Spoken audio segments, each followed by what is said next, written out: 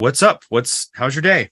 Let's start Life there. is amazing. I don't know if I'm supposed to disclose this, but I had a great workout with you. So that's That's always a fine. good thing. In my body, which is it's an important part of my life. So feeling great and really great to be in a conversation with you, Phil. Excellent. I'm glad. I'm glad that I can be a part of that and help you to come back from your Rufus du Sol tour and your recent triumph of the vid, Yeah. um, which apparently it was no big deal for you because you're Darren Joseph Gold. Which I guess we'll start there. That's who you are. You're Darren J. Gold. You're the author of Master Your Code, which is I'm sorry, subtitle being The Art, Wisdom, and Science of Leading an Extraordinary Life, which I read and I really dug. You were very precise and what's the word I'm looking for here? Specific. Strategic, I think would be a good word with everything that you said. It's not a big book, it's not like a tome of anything of any sorts, but sometimes those are too wordy. And what you said, every sentence mattered, and I thought it was great. It was refreshing to read someone who wasn't full of themselves and was kind of oh, people are going to love this information, so I'm going to say more. So what let's start there. What it's a great book. What inspired you to write it?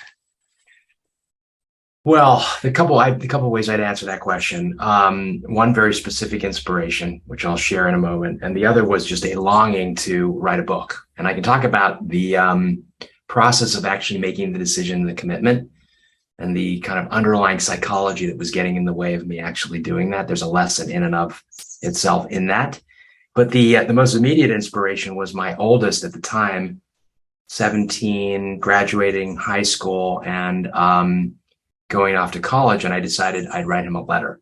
And I decided to write him a letter on, lessons around this big question of how to live the good life. The question that human beings have been trying to ask and answer for thousands of years. And in my own humble way, I wanted to offer him some principles to live by, as an offer, not like as a way of like, hey, you need to live this way. Words of wisdom.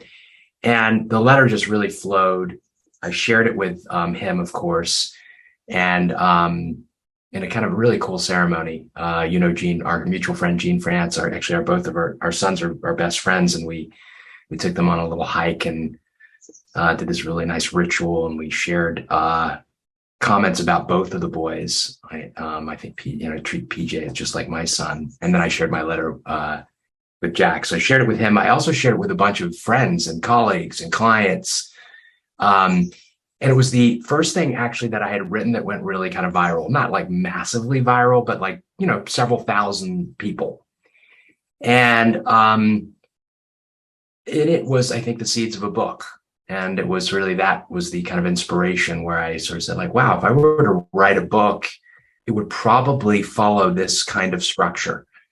And in many ways, the book retains that kind of inherent structure to it. It deviated in some respects and added a lot and changed a lot, but that was the most immediate inspiration. Well, I think that's beautiful because I've been a father for a little over 700 days, and I'm just getting my feet wet in the game, and I found that I find on a daily basis that is the most noble thing that a parent can do, that a man can do for his young, I suppose, whatever gender they are, is to do something to help them become whoever they are. And if I'm hearing you correctly, it sounds like that's where Master Your Code came from. Yeah, it did. Yeah, I would, we could talk probably for an entire hour on parenting philosophy. And I do want to draw one important distinction, which is like to, maybe the most important thing I can do in my life is be a good father. And by no means do I have parenting figured out, but I do have a very, if there was sort of one thing, if you asked me like, what's one thing that you said you really, really believe strongly in, and it's the following. Which is there's one thing to do as a parent, and that is to love your child unconditionally. And it's something I've tried to live by consistently. And I've done, I think, a very good job of doing that. And in that is also the abandoning, the letting go of trying to teach, trying to make my child something or want for him something that, or her, I have three children, it's a surrendering to the beauty and perfection that each of my children is already. And everything else is like an offer. And I want my children to feel. What do you mean? What do you mean everything else is an offer? Well, Sorry to cut you off. No. So I want my children to feel first and foremost that I love them unconditionally for who they are, and that I see in them absolute perfection, and really mean it, like genuinely, not just say it, but genuinely mean it. And to the extent I have anything else to offer, words of wisdom, right? Largely it's through my own role modeling. But I'm offering something with no attachment to my children getting it. No sense of like, yeah, you got to do this to succeed in life, or it's really important to do that. I'm not actually sure I really believe that there's anything that has to be done. So what if, and I'm just going to be the devil's advocate for a moment here, and just because I want to explore that a little bit. Your kids are awesome. They're amazing specimens of, you have every reason to be so proud of them. What if they weren't? What if they got arrested for doing something really dumb? Like, what if they were basically me when I was younger? And I know I'm asking you to imagine, because and I'm probing here and assuming here, but like, what I assume your children have not been in any kind of real trouble. And feel free to say, we're not going to go there. We'll just move along. That's totally fine. But what if, what if there was a real problem? It's like, hey, like, you got a DUI, child one, and that is not beautiful. You may have been trying to figure something. So how does that psyche? There's nuance in what I'm suggesting, right? It doesn't mean complete surrender, like, oh, whatever is, right? Okay, I think that's an important distinction. Yeah, it's a very important distinction, right? But if I said, look, wow, let me share with you, what I might be thinking, what I might be doing. It's done with a ton of love. And there's nothing I can imagine my children doing where I wouldn't be absolutely in love with them. Okay. Do you think, like, if something like that did happen, that you would be able to see that they themselves were attempting to figure something out or test something to become a different, larger version of themselves? And there's I'm putting one reasons why they might do something, but what they would get from me is a lot of love and sure, a lot of wisdom and a lot of guidance, but I think that's it's all rooted in really unconditional love, which is a really radical notion, right? If you really break down what unconditional love is. And that's kind of where I wanted to take that next, actually, because, it seems like a lot of people,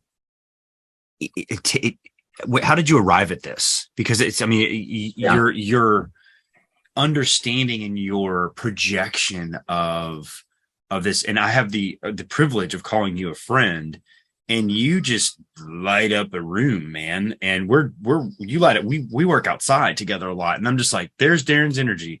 It's proceeding. It's before he even hits the block, I can feel it. And it must have how long did it take you to develop that sense of just people want to be around you?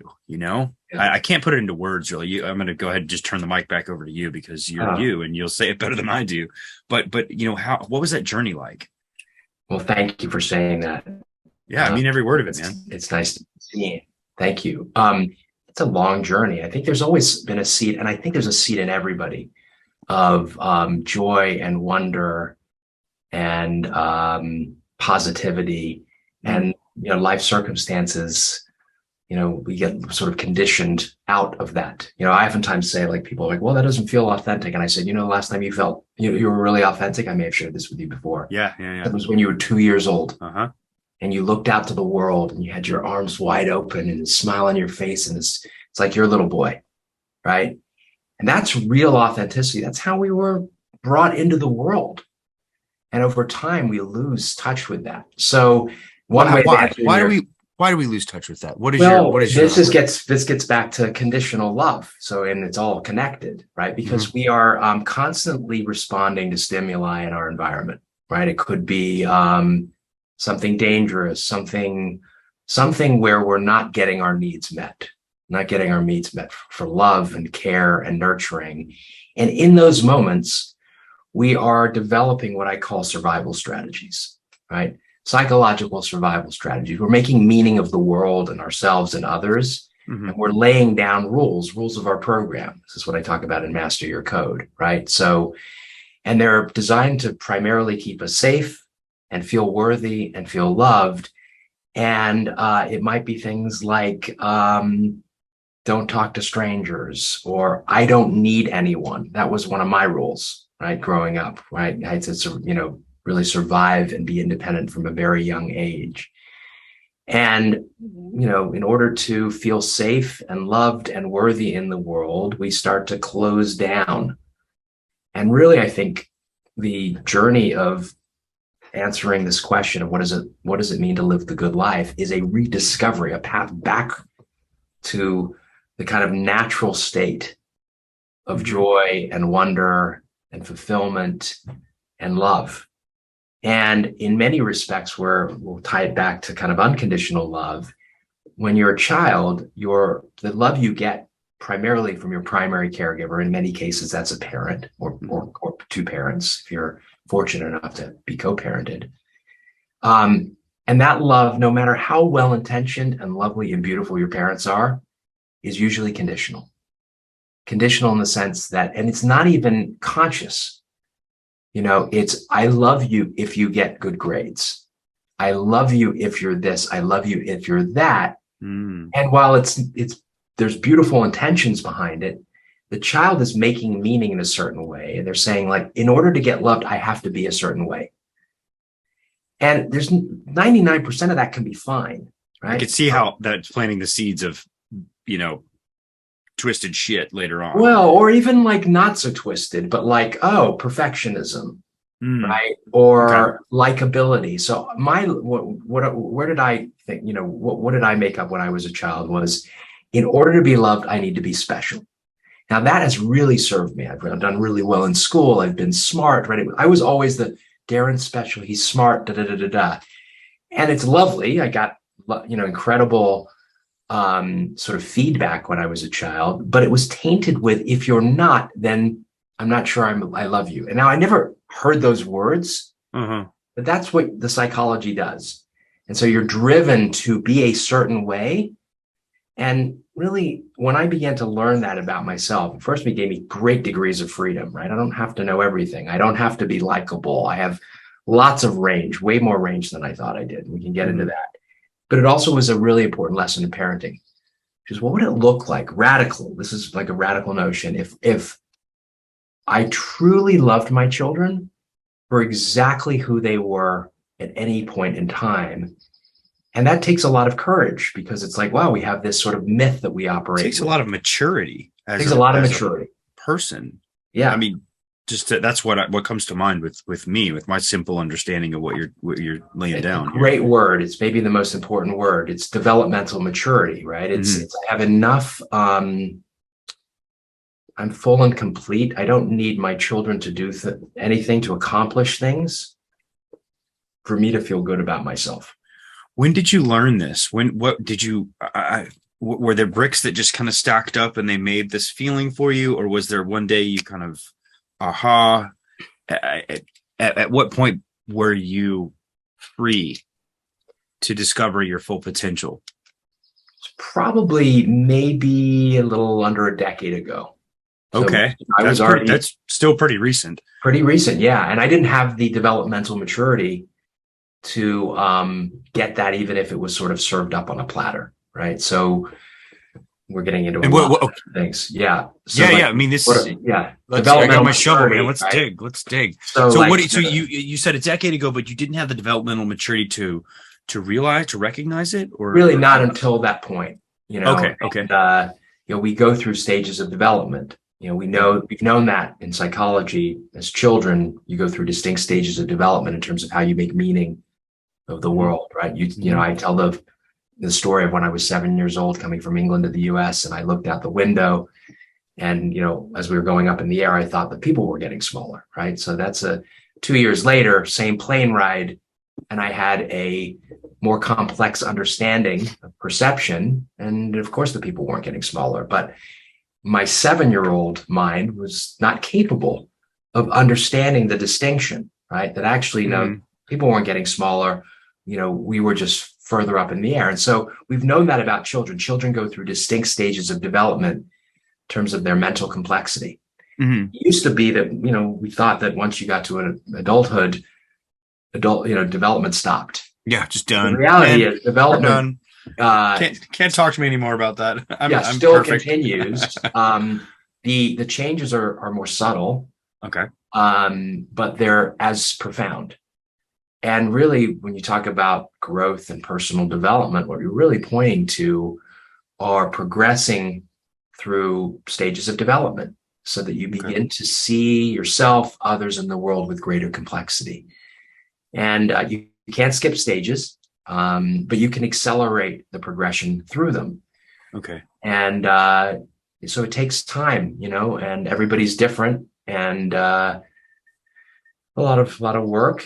But at some point I began to see, like, oh wow, I began to understand myself well enough, Right. right? And I have a profession that requires that I really understand my own mind and the mind of others, to begin to understand my relationships with my children and the responsibility I had, and a path that was really exciting and different, and a path that I wanted to live on.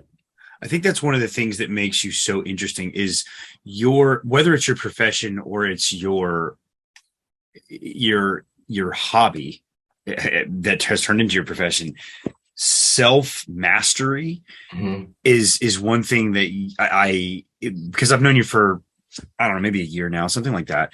Self mastery is something that you are voraciously you just like how can I serve better? How can I?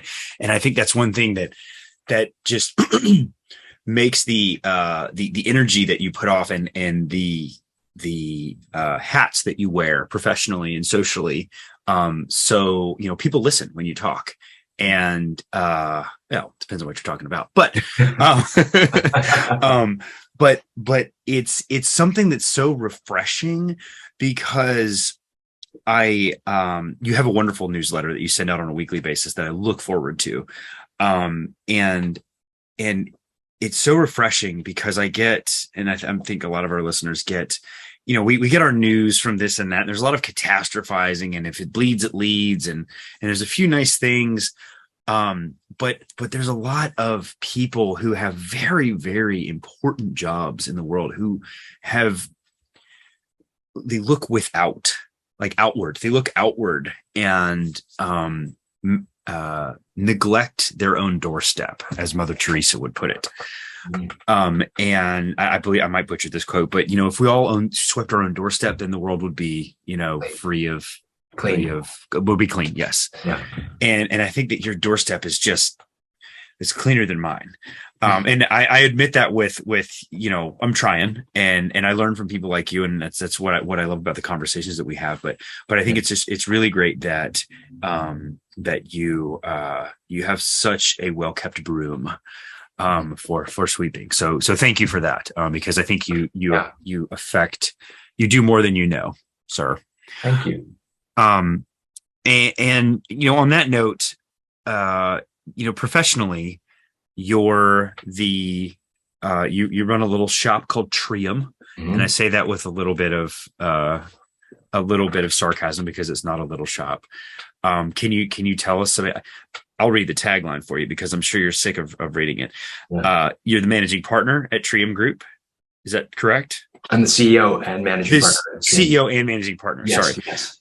Where We help organizations achieve breakthrough performance. We help our clients solve complex strategic leadership, operational, and cultural challenges to radically improve their ability to execute and deliver unprecedented results. That is a heavy sentence. I'm in already. So what do you all do at Trium? Yeah, well, the sentence I would probably choose is our mission, which is to change the world by changing the way leaders lead. Okay. So there's a heavy mission orientation to our firm. We've been around for 25 years, born out of a desire to find the highest leverage point within business, which we believe is the CEO and his or her senior team, and work at that level to effectuate fundamental or transformational change in the way business leaders actually think and therefore act and the results they get. So our work is deeply transformational. It gets into the subjects we've already been discussing. The source of action really is under the underlying psychology of a leader. So when you begin to develop a level of self-mastery, the amount of range and choice you have as a leader goes way up. The results you get go way up. So we're this really curious mix of like deep transformational leadership development and hardcore strategy consultants. And we bring those two worlds together.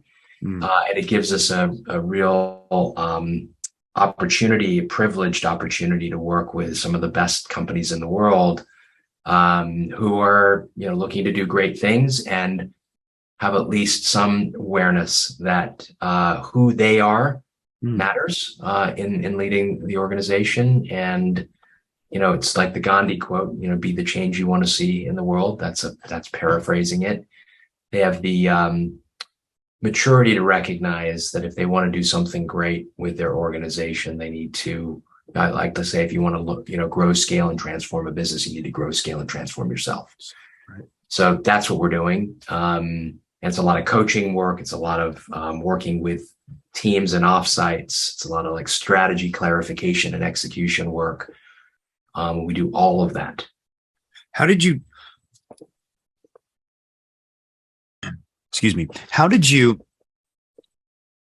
distinguish yourself? And I'm speaking of Trium Group, not just you. How do you all distinguish yourselves from a McKinsey or a ZS or someone who, and forgive my ignorance here, I assume is in a quasi parallel space? Sort of. If not, I apologize. No, I'm just looking to understand.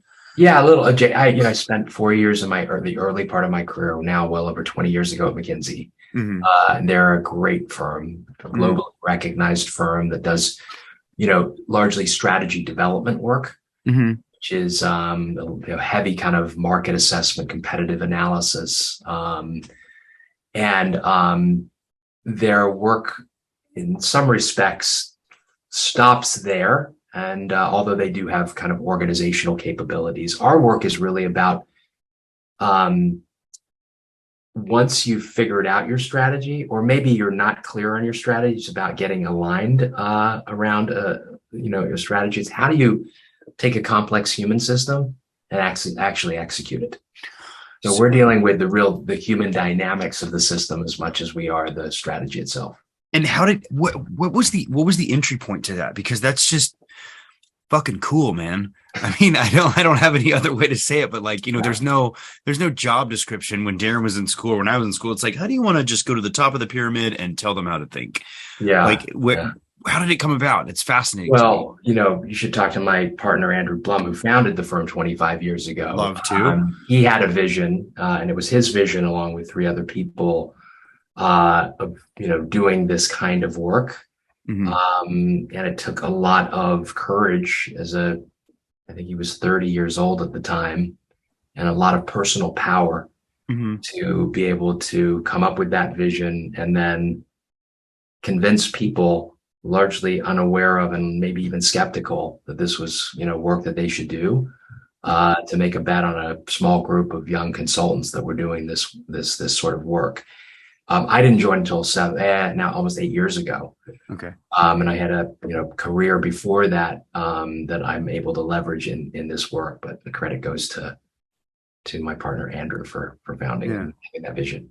Well, anyone who says they made it on their own is lying. Mhm. So I'm the same way. I, built where whatever you want to call me on my relationships from where I was before. Where were you before, by the way, if I can ask? Yeah, so I have just the brief kind of career bio. Sure, yeah.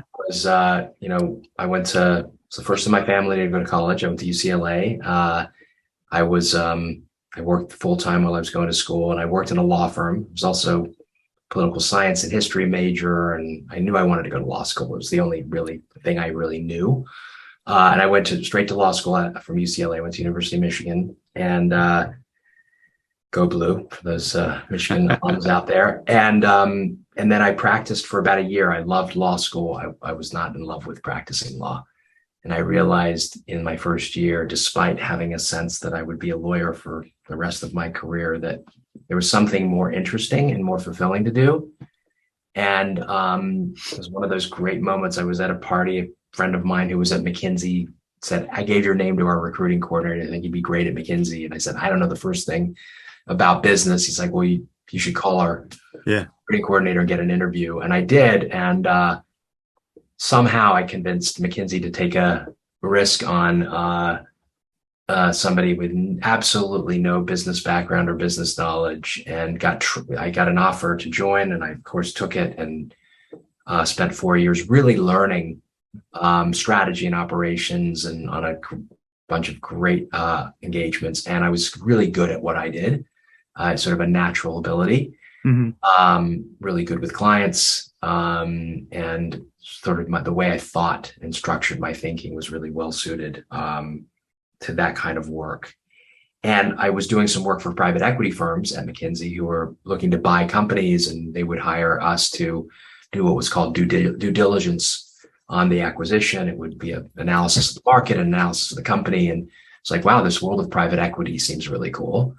I had a lot of ego at the time. It's kind of highly thought of, and the compensation's great. And so I did the same thing, private equity, no MBA, no banking experience, which is typically the kind of profile you have. And I put together a list of 40 private equity firms. One thing I was endowed with was a lot of self-confidence. I got that from my dad, massive amounts, oftentimes undeserved. And I just pounded the pavement and the doors. And at the time, this was just the advent of email, a few emails. And I got two firms that actually won't even talk to me. And I got an offer at one of them. And that moved us from LA to the Bay Area. And I had a 12-year career as a partner in two private equity firms. And that was a role of investing lots of money, in my 30s, like hundreds of millions of dollars in companies, sitting on boards of companies. And in retrospect, what I realized was I became a real student of leadership. Our number one job, other than making good investments, was making sure we had student of leadership. Yeah. That is like a tattoo waiting to happen. That's great. Yeah. So I got to see, I had a front row seat at looking at this. The primary question we asked once we made investment was, did we have the right CEO? So I became a real student in that question of like, okay, what does it mean to be a great CEO, a great leader? And as a young professional, was tasked also with making that determination, which is really way too early. With people way too early for you in life. I think for anyone, it's like okay. I didn't really have the experience to be answering that question, but I had to learn really quickly. Yeah. So I had this 12-year experience in that, and then one day I just turned 40. I was on the board of a bunch of companies. One of them, our CEO went sideways, and we had to let him go. And I raised my hand and said, "Let me jump in. I'll be the interim CEO." It's a pretty large company, over 3,000 employees, operation in 11 states, and going through a massive turnaround. And I knew the management team, and I got along well with them. And what was an interim assignment turned into a permanent CEO role. And so I was in that for a little over a year, hugely successful turnaround. And I learned a lot. I learned, number one, I had some real innate leadership capabilities. And I was like, all of a sudden, thrust into the situation, and I was really, really good at it. I was really good at reconnecting the company to its culture, which is really important. Really good at re-articulating a compelling vision for people to align around. And then I had a lot of courage to take on risk and challenge convention. And that was really required in this turnaround. I then did a second CEO role after that. I left the world of private equity behind. Okay. It was like, wow, this is what I want to do. And then that led me to 8 years ago meeting Andrew and him saying like, oh, you should really come and do this work. And I didn't even know what this work meant at the time. Yeah. And we can get into what that is. But what I was able to do at Trium was take this unique experience set of being a lawyer and a McKinsey consultant and a private equity investor sitting on a ton of boards and 2 CEO roles. And then, right, you just fell into those roles and just rocked them out. Now I can, coach and advise CEOs, and that's been a kind of craft that I've spent a lot of time over the last 8 years really mastering, and I love what I do. So what was one thing on your path to CEO? First of all, what kind of law did you practice? Well, I did a bunch of different things. I started out in commercial litigation, which is like complex litigation, in business litigation, okay. Lawsuits. That's, you're a plaintiff and a defendant in right. Commercial litigation. I worked for a big law firm. Didn't really like that. So I moved over. I did a little tax work. I did a little white collar criminal defense. Ooh, tax work. That sounds exciting. Yeah, right. So you got to cut your teeth somewhere, man. I was trying to figure out where I belonged in law. I realized I didn't belong in law at all. And I will say to this day, my legal education, the way it trained me to think and to write and to communicate, and my experience in a professional services firm, both in law and McKinsey, was unbelievable training. You are a hell of a writer. You just, I read something that you write every week. I won't let the cat out of the bag, but I've asked you in person sometimes, how you think of what you write, and then your answer, what your answer is. And it makes me feel good about some of the things that I do on the timelines that I do as well. And I'll just leave it at that. But it's just right every single time. Thanks. Okay. So you bounce around in the kind of legal world, and you were kind of trying to find your passion, is what it sounds like, if I may. Yeah, within one firm, a really great prominent firm, trying to figure out what is it going to be that's going to really excite me, and coming to the conclusion that it wasn't going to be for me, and then get a very lucky break to take me in a very different direction. Yeah. And you were how did that? You said a friend dropped your name to the McKinsey recruiter. A friend at a party. A friend at a party said, "I literally, that's exactly what this." To this day, I remember that moment, who it was. Raj Date, thank you. Changed the course of my career.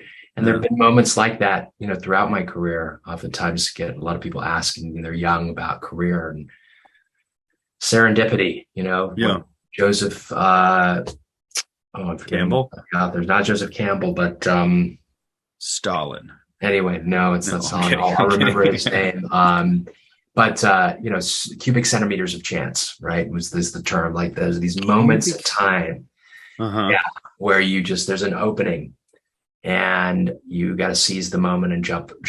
And so there've been these sort of moments in time, when we let that CEO go, and I had this instinct to raise my hand. It was like, boom, And that one was very much one of those cubic centimeters of chance. Cubic centimeters of chance. Yeah. Someone wrote a book about that, and you'll have to send me that, because I want to know about it, because I know I've had maybe 3 or 4 of those instances in my life, and they are the ship, the adult. I feel that young children are like speedboats. They're constantly changing directions, going back to what we were talking about on the stages of learning. And adults become more like tanker ships, and they're on this one path. But if there is say it again, centimeters of chance, what is it? Cubic centimeters of chance. Yeah. Cubic centimeters of chance. That's like a 1 degree or half degree course correction, where it feels super small. But if you're sailing on course, a week later on that course, you are in a completely different hemisphere, and you find yourself, oh, now I'm the CEO of this unnamed corporation that has 3,000 some odd, and you're in this role that is more aligned to where you currently are today, and you can really, really flourish as a servant of the world. Yeah. And I just think it's kind of one of those. I'm not sure I believe in chance. Everything's kind of supposed to happen. I believe in karma, but chance, like, I don't know. So anyway, where were we? You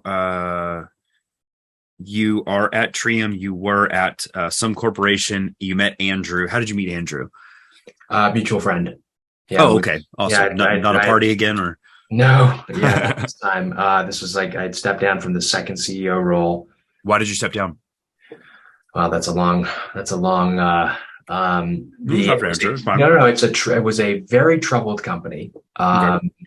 Similar to my first, and then sort of getting a bit of a reputation as somebody that was a maverick and good at turnarounds. But it was too troubled. And it was actually one of my proudest moments, and I'll keep the name out of the conversation. No names. Yeah, no names. It's fine. But it was a moment where it was a company that was a subsidiary of a public company, and the public company board wanted me to pursue a strategy that I didn't think was right for the business. And so I gave the board a choice between path A, which was the path I was prepared to lead, and path B, which is the one they wanted. And I said, there's no middle ground. If you choose path A, I'll stay and be the CEO. If you choose path B, I'm going to resign in the meeting. How's that company doing today? Well, it went out of business 1.5 years after I left. I'm not sure I would have been able to save it, but I was certainly wasn't that hard to see the writing on the wall. Mm-hmm. And how frustrating that must have been. But if you, I mean, maybe not, because you're such, you believe in, I'm going to align myself with you heavily. I will stand on the wall and take a firing squad for my beliefs. And if someone's like, well, let me convince you, I'm like, no, I'm not going to abandon my values. I feel like, I feel like, maybe that's, not to put words in your mouth or anything, but if you can clearly see something and it's just not going to happen, or it's not aligned with what you believe is best or the right path, then pull that ripcord and get out. Yeah, it was, it felt like the high integrity thing to do. I wasn't frustrated. I was just very clean in the choice that I presented. And, I think, again, a level of, a mark of maturity that I could see the other side too. And just, oh, really? Okay. Sure. I could see tactical empathy there, or no, I could just see that, I can see everybody's side. It's not okay. I don't have to get frustrated. Yeah. But I can, make a clear and clean decision and follow through with what I said I would, and actually harbor no ill feelings. Yeah. Okay. I could see that. Because it happened. So that'll get in a whole other thing. Like, why would I suffer? Why would I choose to suffer? Yeah. I mean, I think that, and I hate to just fall back on the easy cliche of it's just business, but if it's something that you've been working at for a while and people being the board don't want to go your route, it could be easy to take it personally. But it's something that you naturally rise above and move away from. One thing that I really, and I'm going to butcher this, I'm just going to go ahead and just preface with one thing that I've heard you say that I absolutely love is that, because I've come to you with some of my personal gripes and I do soundboard, or I bounce ideas off of you, and you've given me some solid advice, and some other friends that we've mentioned earlier, because you're a smart guy. And one thing that you've looked me in the eye and said, and here comes the butchery, you are 100% responsible for your own reality. And can you please reorganize that in the way that you say it so it sounds better? Because I cannot remember exactly I how you think say you it. did. I think you did it great. It did it justice, and yeah, maybe change one word, which is you're 100% responsible for your experience. Your experience. Okay. Right. And So, that's so profound, but it's so simple and it makes so much sense. Can you, I think the world needs a lot of that. And I know we're doing a hard left from what we were talking yeah. about, but I want to I'm listening to you, but I'm reading the quote above your right shoulder as well. And I'm like, I want to talk about that because it kind of parallels, but Yeah. where did that come from? And why do you adhere to it and teach it Yeah. so much? Well, like any wisdom, these are precepts or principles that are thousands of years old, right? Right. Specifically, who knows where these things originated, but Stoicism is a philosophy, really a practical philosophy, one of the most practical philosophies, a guide for living. And one of the precepts of Stoicism was this notion that something happens to me, right? Somebody honks their horn. Like that happens a lot, right? You're driving down the street, somebody lays on their horn, right? And so when you get to a point in life where you begin, when I got to a point in my life where I began to realize that my reaction to the horn honking was entirely 100% my choice. And the consequences of that reaction, how I would feel emotionally, were 100% of my own making, right? It's an incredible realization. Now, it's got a good side and a bad side. The good side is I've got enormous choice in terms of how I want to construct my own experience. The downside for a lot of people is I got to live with the responsibility that I'm always in choice. So there's never one time where I can point outside of me and blame my conditions or somebody else for how I'm feeling and experiencing life.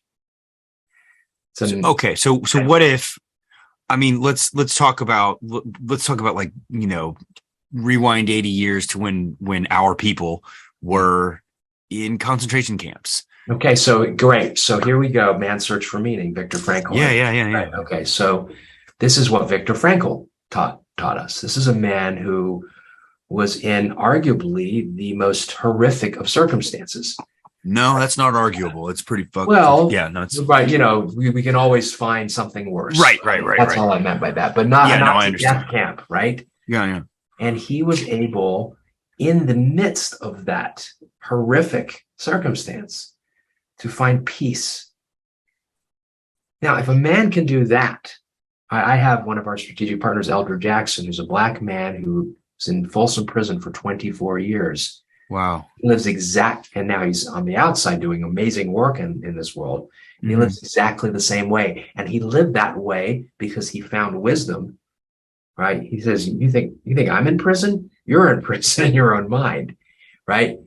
But so if you can think about it like this is happening to me and I can find peace is an extraordinary capacity. It's an extraordinary level. That's takes a strength. Now, when somebody honks at me, nothing.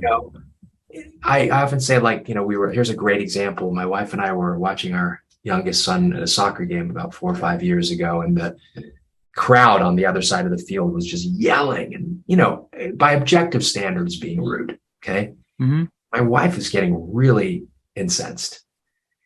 And she's like, how can you sit there so calm? And I said, well, I just imagine they're like chimpanzees, like, making animal noises.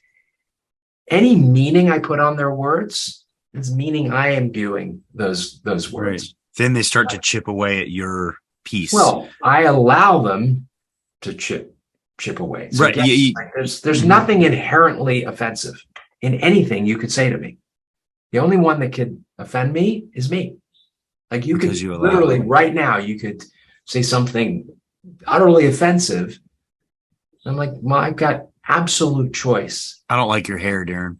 Well, that's okay. Sometimes I don't I'm kidding. Your hair looks but great. You know what I'm saying? I love your hair. And so this is a radical notion taken to its extreme, right? And there are people I know that live this way. I believe Jesus lived this way. There was nothing anybody could do that would cause him to feel offended. This is a man that was so evolved we don't know, of course, right? That, and I'm talking sort of in the secular philosophical sense, right? So yeah, taken to the radical extreme, you're in a Nazi concentration camp, and all I can, I can find peace and joy Mm, amidst that horror. That's what we're talking about. That's what's yeah. available to every human being.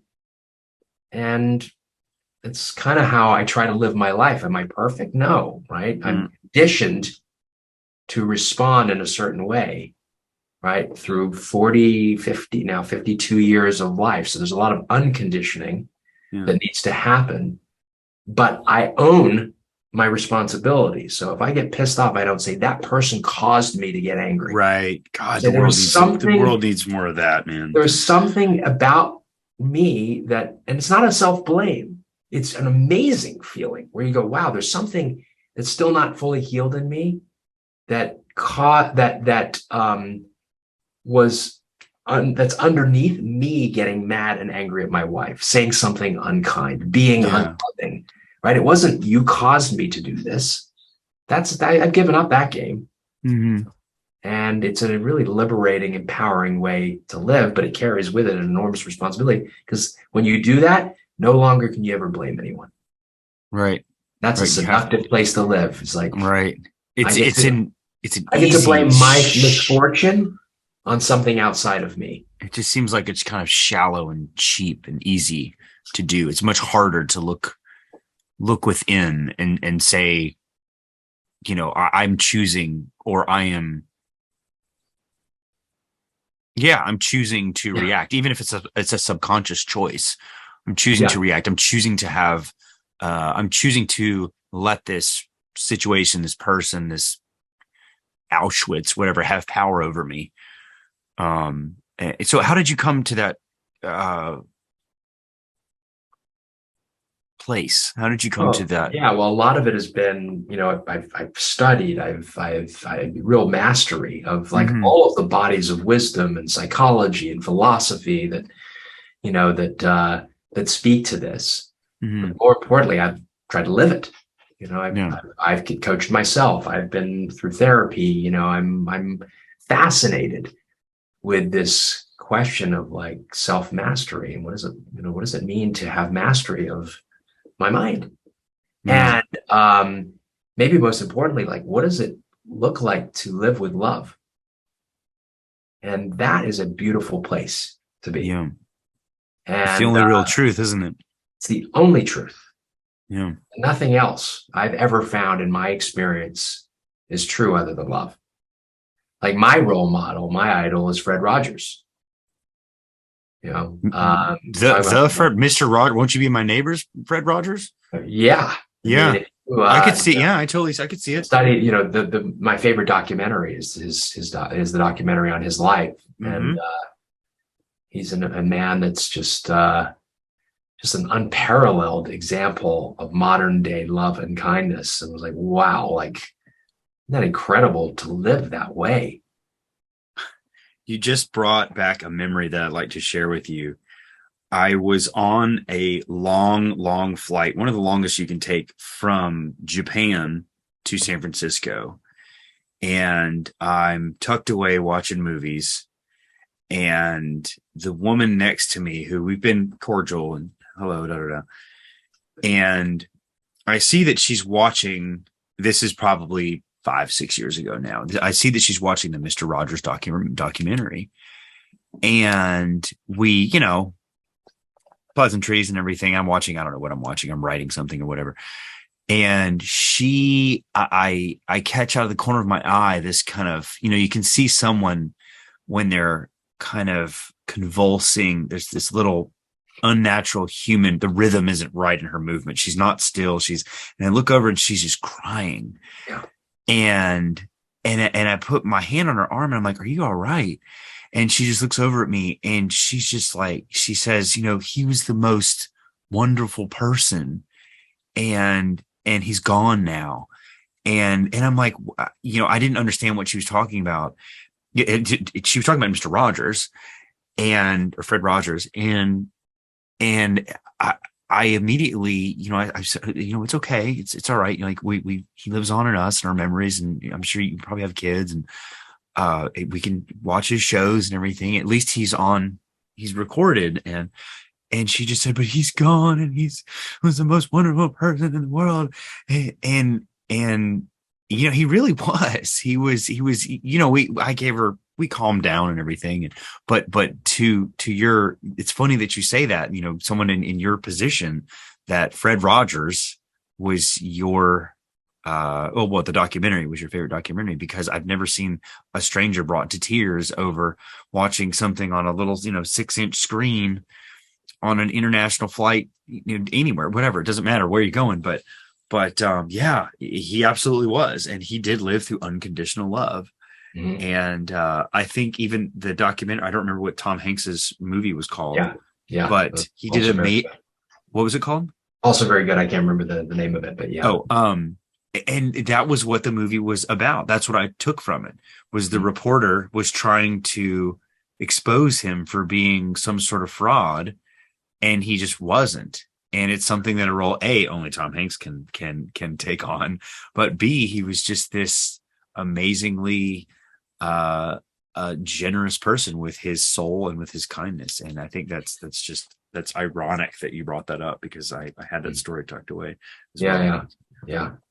Darren, if you had any superpower, what would it be? I think it's the same thing. I think it's love. At least, and this is much more recent, in my life. But I think my enduring superpower is and will be my capacity to love. And I would say, first and foremost, myself. I even tell CEOs that I work with, the number one thing they need to do is to fall deeply and madly and completely in love with themselves. And when that happens, because we're not in love with ourselves, a lot of us carry a whole bunch of beliefs about our own inadequacies. I'm not good enough. I'm an imposter. I'm this, that, and the other. I don't deserve this, that, or the other.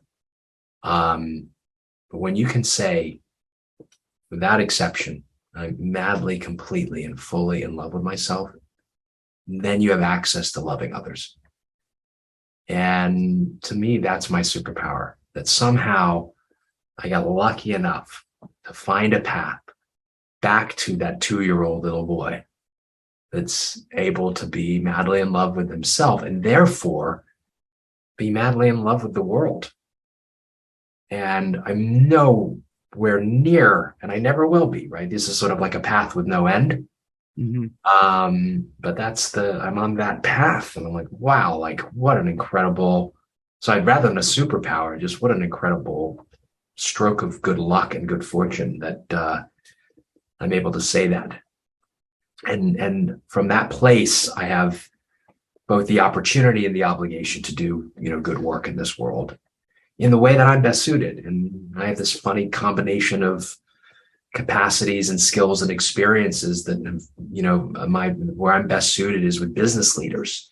Yeah. Because I also have with my business background and private equity, I can be intense and I can be provocative and I can, and so like I bring a level of like combination of love and performance. That's really my mantra as a CEO when I'm leading my firm. So that those two things, I'm going to bring them perfectly integrated. Love and performance. Love and performance. Can you give me an example? Yeah. So if I'm having a conversation with you about that maybe you're not meeting the exacting standards we have as a firm, right? The conversation will have both of those components in equal measure perfectly integrated. It'll be a loving and kind and very clear and very direct conversation about where you are, what the expectations are, and what you need to do. But I find that I'm most effective, and I think business leaders overall, is when you can bring both your heart and your head and the kind of the intensity of the work that sort of business requires. It's a very powerful combination. Okay. I couldn't agree with you more. I mean, I think that what you do is incredibly necessary, and it's bringing what's the word I would use? It's bringing an ownership of oneself into the business world, an ownership of like I just want to say people who, giving a damn through the skills that you deliver in your position. And I think that it's just really cool. Okay, I want to wrap there. I don't have any specific outro or anything, but I think this has been a really fun conversation. And is there anything that you want to? I don't have any other questions for you. I at this point, at least, I might write some down as I turn this over. But is there anything that you'd like to leave us with? Is there any place that you'd like to share where people can find you to maybe link up professionally and get more of Darren? Anything at all? Any closing notes, closing thoughts? I think feels like a really awesome conversation, a complete one. I imagine that we have the opportunity to have more. So I'd love that. Yeah. And then, if people are interested, my website, darrenjgold.com is where I have my blog, and you can sign up for that. Awesome blog, by the way, everyone. Blog. Yeah. Okay. Yeah. DarrenJGold.com. All right, Monsieur. Thank you so much for your time. This has been a wonderful conversation. I'm glad that we finally got it done. I am too. I look forward to what comes next. So without further ado, I will say goodbye and thank you, Phil. Yeah, awesome conversation. I really appreciate it. All right, bye, Darren. Bye.